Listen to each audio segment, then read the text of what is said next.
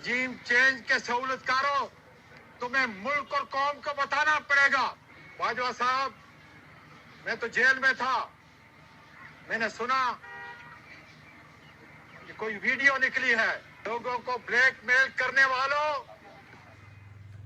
Jail से रिहा होते ही आपने आजम सवाती की गुफ्तगू सुनी। ये मैं एक्सपेक्ट नहीं कर रहा था कि आजम सवाती जेल से रिहा होने के साथ ऐसी गुफ्तगू करेंगे, क्योंकि इससे कबल जो भी इस तरह से हिरासत में रहा वो बाहर आके उसका सॉफ्टवेयर अपडेट हो जाता था। लेकिन इमरान खान साहब के साथ ये जो लोग हैं, इनका सॉफ्टवेयर अपडेट क्यों नहीं हो रहा? चाहे वो इमरान रियाज खान हो, चाहे आजम सवाती हो, चाहे कोई और हो जिसको जुल्म का निशाना बनाया जा रहा है, ये एक बड़ी कंसर्निंग बात है। और कंसर्निंग बात किसके लिए है? उनके लिए है जो कि जोर और डंडे के बलबूते पर अपना नैरेटिव जो है, अपनी बात जो है वो आगे पहुंचाना चाहते हैं। एक मैसेज तो दे दिया गया, वो मैसेज बड़ा क्लियर और वाज़ेह है कि देखें, जोर जबरदस्ती, डंडा और गैर आईनी इकदाम काम नहीं आ रहे, और वो इस दफा आपकी पॉलिसी नहीं चल पा रही। हाँ, उन लोगों पे जरूर चल जाती होगी जो इसके आदी हों, इन पर डंडा असर करता हो, लेकिन ये लोग ना आदी थे, इनको मारा गया। हमेशा से एक्सपेक्ट ये किया जाता था पीटीआई एक मम्मी डैडी बर्गर जमात है,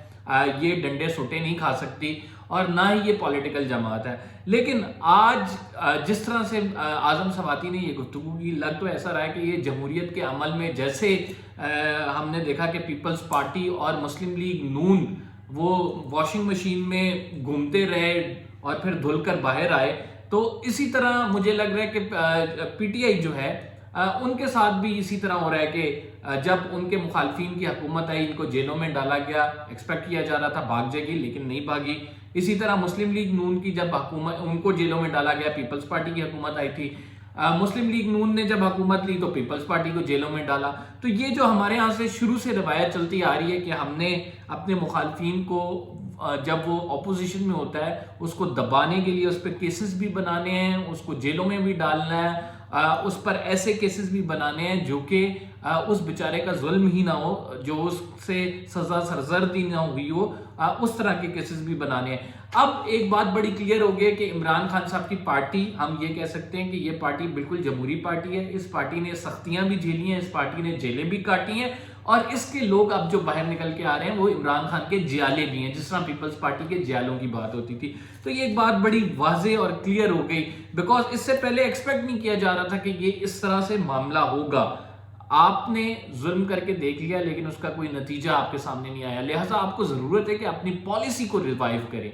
अपनी पॉलिसी को रिवाइज करने के चक्कर में आप जब लगेंगे तो यकीनन रिजल्ट्स आपके सामने आएंगे। और ये वो दौर 1980 और 90 का नहीं रहा कि जब आप किसी को भी उठा लेंगे, काली वीगो आएगी, सफेद वीगो आएगी, और उसे उठा के ले जाएंगे और उसको मारे पीटेंगे और वो अपना बयानिया चेंज कर देगा।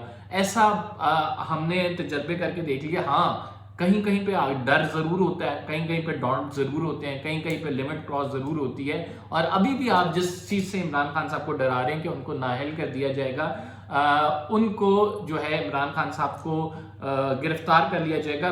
बड़े एंकर्स में ये खबरें फैलाई गई हैं कि इमरान खान को नाअहल और इमरान खान साहब को गिरफ्तार किया जाएगा। लेकिन क्या निकलेगा इसका नतीजा? आपके सामने आजम सवाती को आपने 56 मुकदमात में तकरीबन 2 महीने तक जेल रख के देख लिया, क्या निकला उसका नतीजा? आपने उनको दर दर फिरा के देख लिया। इस्लामाबाद से ये मुकदमा गया सिंध, सिंध से गया बलूचिस्तान, बलूचिस्तान से वापस इस्लामाबाद, क्या निकला इसका नतीजा? तो आपको ये सोचना होगा कि ये नतीजा आपके जो असल में आप नतीजा क्या इससे एक्सट्रैक्ट कर रहे हैं, क्या ये वर्कआउट कर रही है? अगर ये वर्कआउट चीज नहीं कर रही तो आपको अपनी स्ट्रेटेजी चेंज करनी होगी। ये मेरा वीलॉग इदारों के हवाले से है कि इदारों की जो पॉलिसीज हैं और जो पॉलिसी साज हैं उनको अपने रवैये पर और अपनी पॉलिसी पर नजर सानी करनी होगी। हम विद इन लिमिट रह के क्रिटिसिज्म जरूर करते हैं, लेकिन वो कंस्ट्रक्टिव होता है। हमारी कोशिश होती है कि कंस्ट्रक्टिव क्रिटिसिज्म के थ्रू आपको हालात बताया जाए। इमरान खान साहब की गिरफ्तारी और नाअहली के हवाले से बड़े मामला चल रहे हैं। बड़ा लोग कह रहे हैं कि इस महीने, जनवरी का महीना इमरान खान साहब पे भारी होगा। हमने आपको पहले भी व्लॉग में बताया था, आने वाले साल में मजीद चीजें निकल के सामने आएंगी। लेकिन इसमें सबसे ज्यादा चीज देखने की ये है कि ये चीजें तो आपके सामने आती रहेंगी, आपकी मईशत कहाँ खड़ी है। मैं आपको अभी एक खबर ऐसी देने वाला हूं कि जिसमें आपको ये अंदाजा हो जाएगा कि पाकिस्तान कहाँ पे पहुंच गया है। ہم اپنے ایئرپورٹ سے لے کے اپنی روڈ تک گروی رکھوانے پر مجبور ہو رہے ہیں کہ ہمیں کچھ پیسے آ سکیں. اور اب تو یہ بات زبان زد عام ہے, یہ بات میں کمبر زیدی نہیں کر رہا, یہ بات پی ٹی آئی کا کوئی صحافی یا پھر یہ بات کوئی پی ٹی آئی کا اینالسٹ نہیں کر رہا, یہ بات جو پی ٹی آئی کے نیریٹو کو سپورٹ رائٹ ناؤ کر رہا ہے وہ نہیں کر رہا, یہ بات جو اسٹیبلشمنٹ کے خلاف بول رہا ہے وہ بات نہیں کر رہا, یہ بات وہ کر رہے ہیں جو کہ مسلم لیگ نون کے حق میں بولتے تھے, جو کہ اسٹیبلشمنٹ کے مخالف تھے پہلے اور پھر جو کہ اسٹیبلشمنٹ کے ساتھ ہو گئے.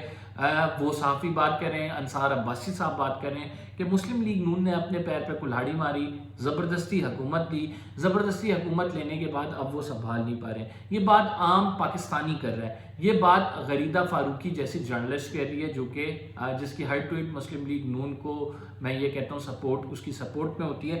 تو لہٰذا آپ یہ دیکھ رہے ہیں کہ گریجولی جو صحافی وہ آپ کے فرنٹ لائن پہ تھے اور وہ آپ کی جنگ لڑ رہے تھے وہ بھی اس بات پہ آمادہ ہو گئے کہ یار ٹھیک ہے, ایک چیز بڑی کلیئر ہے اور وہ کلیئرٹی کے ساتھ یہ ہے کہ معاشی جو نظام ہے نا, جو معیشت ہے وہ سنبھلنے کا نام نہیں لے رہی اور اس کو بار بار آپ کو بتایا جا رہا ہے کہ ایک ہی حل ہے اور وہ الیکشنز کا حل ہے جس سے آپ لوگ بھاگ رہے ہیں. مسلم لیگ نون کی سیاست بالکل تباہ ہو جائے گی اگر مسلم لیگ نون نے رائٹ ناؤ کوئی ایکشن نہیں لیا.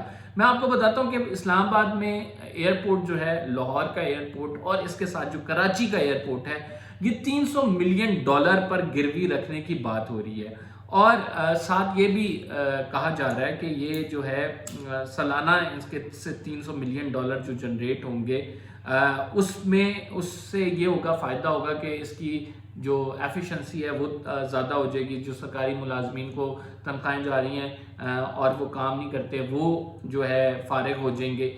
تو یہ ایک میرے حساب سے تو پرائیویٹائزیشن کی طرف کچھ چیزوں کی جانا ہے, لیکن ابھی رائٹ ناؤ پرائیویٹائزیشن کا پرپز آپ کا یہ ہے کہ آپ صرف اکانومی کو اسٹیبل کرنے کے لیے یہ 3 ایئرپورٹ جو ہیں وہ گروی رکھوانے, وہ ان کو تھرڈ پارٹی کو دینے, تھرڈ پارٹی کانٹریکٹ کرنے پہ مجبور ہو رہے ہیں تاکہ آپ کو یہاں پہ لاس نہ ہو, یہاں پہ آپ کو پروفٹ ہو رہا ہو. تو اس کا مطلب ہے کہ آپ اس اہل نہیں ہیں کہ آپ سنبھال سکیں. جب آپ اس اہل نہیں ہیں تو آپ کو یہ سوچنا چاہیے کیا آپ کو 22 کروڑ عوام کی حکمرانی کرنی چاہیے, ان پر حکمرانی یا نہیں.